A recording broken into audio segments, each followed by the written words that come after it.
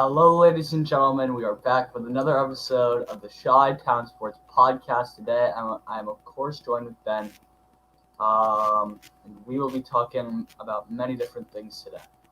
Big Ten football is back. Will the Pac-12 be coming back as well? Cubs picking up the pace in the NL playoff picture. Stanley Cup playoffs. NBA draft being pushed back to mid-November, and then the Heat, Nuggets, and all those reactions from the NBA especially. Ben, I want to start with you. I want to get your take on Big Ten football being back. Is Michigan going to be in that? And how do you feel about an 8-game slate starting on October 23rd?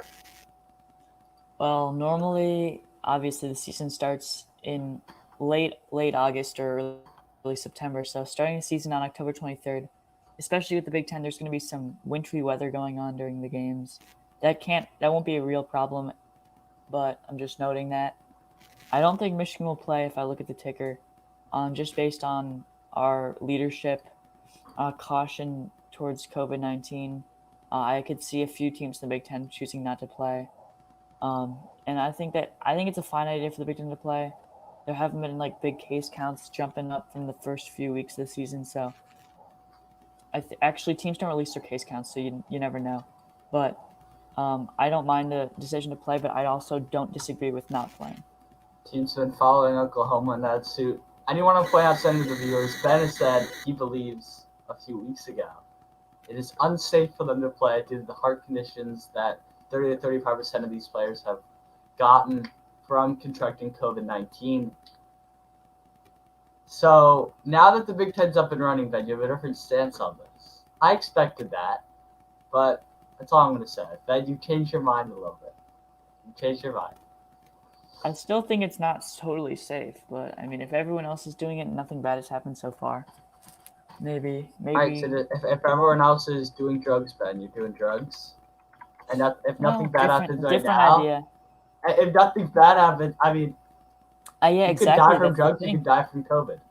Yes, exactly. So I don't know if So it's that safe to play. I said I don't disagree with not playing. I'm joking with that. All right, Pac-12 rumors. USC sent a letter basically begging the state of California to let them play.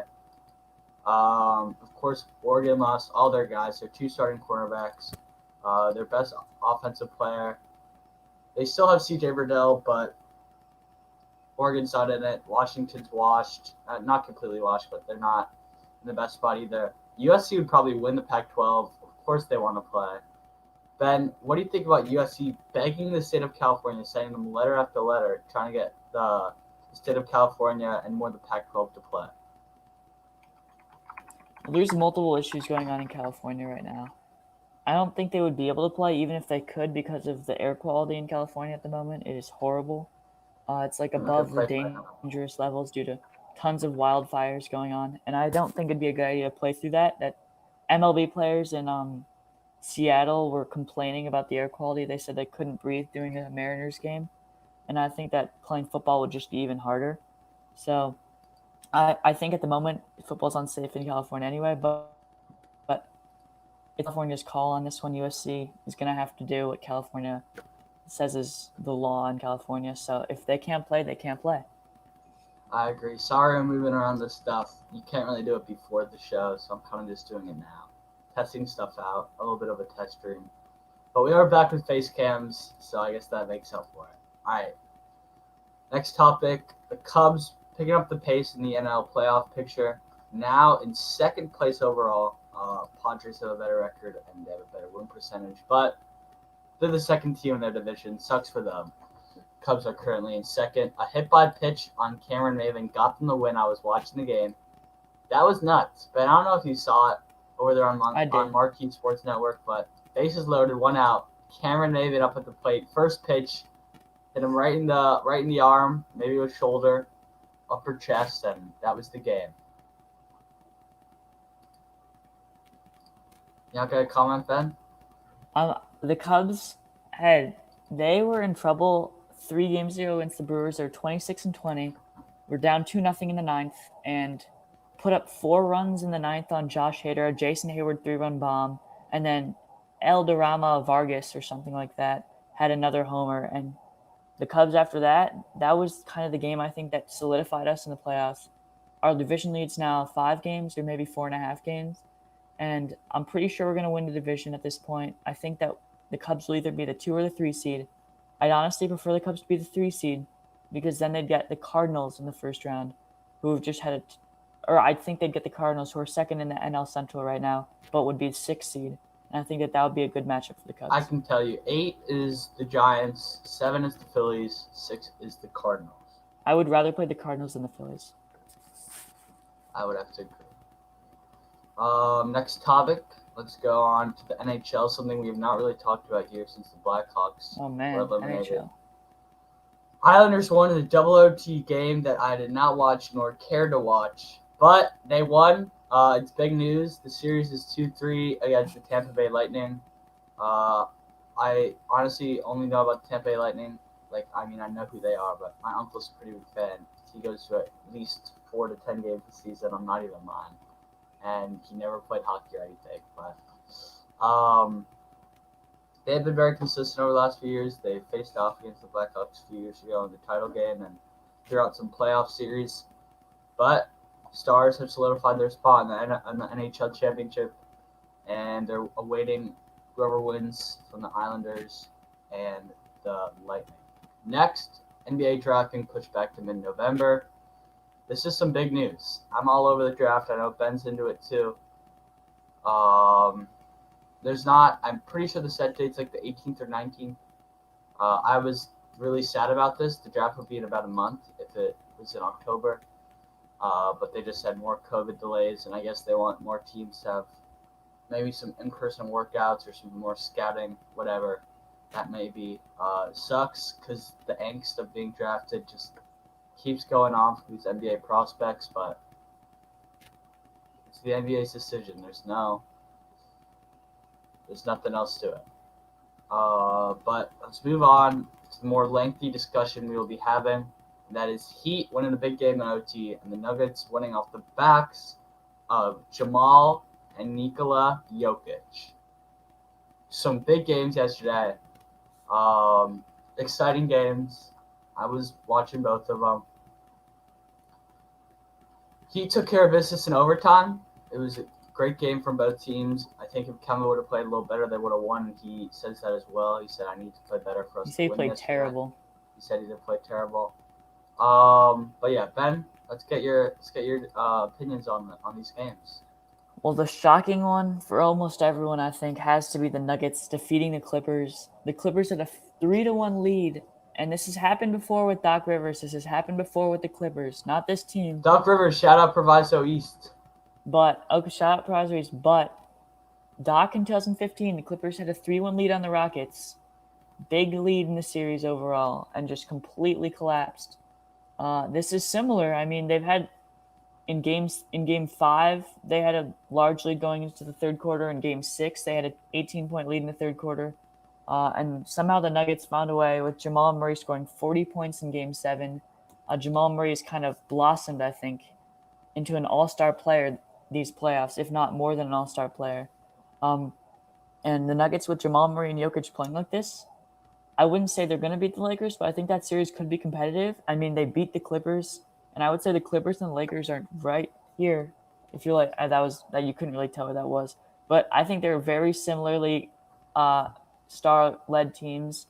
I think that the Clippers could have won the NBA title this year, so the Nuggets definitely are no joke. Ben, I have a question. Why do they call Kemba Walker Cardiac Kemba? And Kemba Walker, if he's a big playoff dude and he's leading this team, how do you shoot 1 for 9 from 3? So they call him. I'll tell you the backstory behind Cardiac Kemba. Big East tournament, UConn is the 9 seed, wins it all off a bunch of buzzer beaters from Kemba, and then goes on and wins the national championship. Correct? And that's why he's called Cardiac Kemba from his college days. And it hasn't really translated to the NBA. He's been an all-star caliber player, hasn't been as clutch as he was in college in terms of like championship success. It could still change. Maybe this is this year, Ben. He's shooting 20% on threes in the playoffs. I wouldn't say that's cardiac levels. But we'll see if it could change. The Celtics are in this series. I think this will be a 6 or 7 game series. And Kemba Walker has the ability to get hot pretty quickly. I agree. Heat in 6. I'm sticking to it. I'm sticking true to it. Heat in Hey. 6. I said it in July. Heat Lakers. I said it in July before the playoffs even Is started. it gonna Before happen? the season even started. I have proof. If it actually happens, I'm going to go back, look through the files, look through our past podcasts, and I'm going to find it. You'll be hearing. So you've gotten about it for a while. in the final four. You have the Heat and the Lakers from the July predictions. Yeah, and I think I had Clippers. Bucks. I had the Celtics and the Lakers, but both right, and then I had Bucks and Clippers. So we each have 2 out of 4 right now, but there's no way I'm getting the Celtics in the finals. I had the Bucks in the finals, so I've already been pretty much missed on that one. But you still have a chance with that Heat team. Yeah. I don't think anyone played worse than Kendrick Nunn. -10 plus minus. That's And rough. he kind of got demoted off the starting lineup for Goran Dragic. He got injured. Yeah, Goran played great.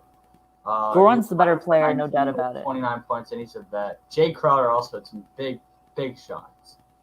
Let's move on now. Jimmy Butler didn't even have a great game. He was clutch in the fourth quarter.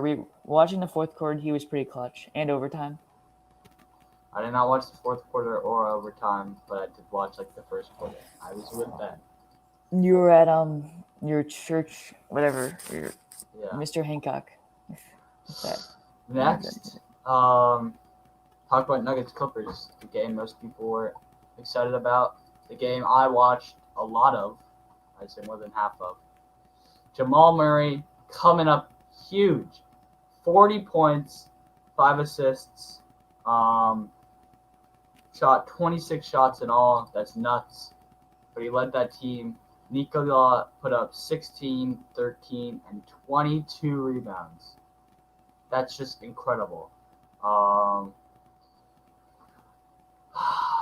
And honestly, I feel so bad.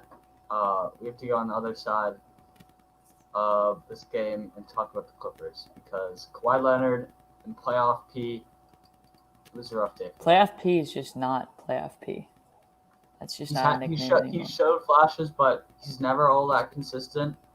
And 10 points off 4 for 16 shooting with a -20 plus minus. Geez, it's not going to do much. The moment that summed up the game, I'll tell it after. You keep going. No, you're good. The moment that summed up the game was Paul George had an open 3 in the corner. They're down about 10 with 3 minutes left, hit off the side of the backboard. Oh, yeah. And that was just kind of like, all right, that's game. I feel so bad for Doc. I'm a big Doc fan. Rachel Nichols was giving him a hard time. Like, what are you guys going to do? You guys were up. Now you're down. He's like, just got to play better basketball. And she's like, well, what is going on? Because, of course, Playoff P and the Claw aren't playing amazing through 3. I felt bad. I love Doc Rivers, but yeah, so do I. The game ended, and the Clippers were not on top. Nuggets Lakers Friday night, TNT, and then Miami Boston game 2, 7 o'clock Eastern on ESPN this Thursday. That Nuggets Lakers game will be 9 o'clock Eastern on TNT. Well, Ben, another great episode. We have 1 live viewer right now. Hello and thank you. Everyone, make sure to follow our Instagram, Chi-Town Sports Podcast. Like, subscribe, share with your friends. If you subscribe, you'll be the 20th subscriber. Yeah, someone get us to 20. Get us to 20. Just one. We're not pulling fake accounts here. We want all 20 live, real human beings. That would be awesome and make both of our days. And yeah, thank you guys for watching. We will see you guys all later and in the next episode of the Chi-Town Sports Podcast. Peace.